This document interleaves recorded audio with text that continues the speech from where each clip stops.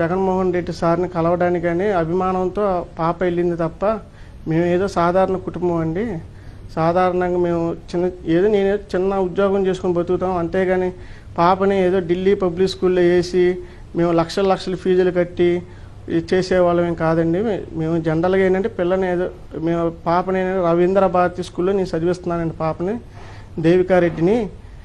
మా ఆర్థిక స్తోమత బాగోక పిల్ల ఇంట్లో 10 రోజుల నుంచి పిల్ల ఇంట్లో ఉంటుంది. ఆయన మీద అభిమానంతో ఆయన చూడాలనే అభిమానంతో అవకాశం వచ్చింది కాబట్టి ఆయన మాకు దగ్గరగా వచ్చాడు కాబట్టి కొంచెం డిస్టెన్స్లో కొంచెం ఆయన చూడాలని అనిపించింది కాబట్టి ఆయన దగ్గరికి వెళ్ళిందండి చూస్తానికి. చూసి ఏదో ఫోటో దిగింది. దీన్ని ఒక ఇష్యూ లాగా తీసేసి మామూలుగా ట్రోలింగ్ చేసి సోషల్ మీడియాలో అసభ్యంగా ఈ రకంగా అనేది పెడుతున్నారండి. ఆ రకంగా అనేది దయచేసి పాప మీద మాత్రం ఎట్టి పరిస్థితుల్లో పెట్టమాకండి దయచేసి. ఇంతమంది నేను చెప్పేది ఏం లేదండి. మేము ఏదో సాధారణ కుటుంబం.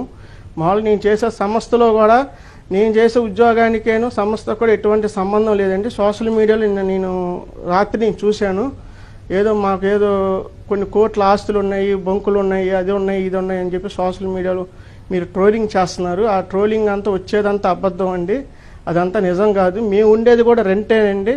మేము ఉండేది కూడా ఇప్పుడు ప్రెజెంట్ ఏంటంటే ఉండేది కూడా రెంటే.